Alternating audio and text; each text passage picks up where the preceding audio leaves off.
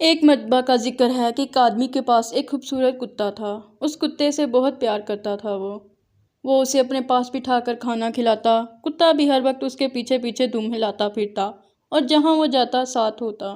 آدمی کے پاس ایک گدھا بھی تھا جو دن بھر بوجھ اٹھاتا اور رات کو اکیلے جگہ پر پڑا رہتا۔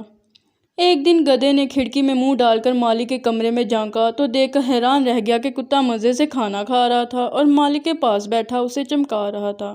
گدھا اسے دیکھ کر جل گیا اور دل میں کہنے لگا، آخر میرا مالک اس کتے کو اتنا پیار کیوں کرتا ہے؟ میں دن بھر سخت محنت کرتا ہوں اور کتا صرف دم ہلاتا، ادھر ادھر اچھلتا کودتا ہے۔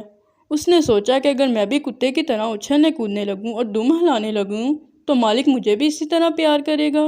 یہ خیال کر کے گدھا ڈینچو ڈینچو کرتا اور دم ہلاتا مالک کے کمرے میں گھس گیا۔ اس نے آسمان کی طرف منہ اٹھایا، دانت نکالے اور ایسی تیزی سے دم ہلائی کہ شیشے اور کانچ کے برتن میز پر سے اور الماری سے گر کر ٹکڑے ٹکڑے ہو گئے۔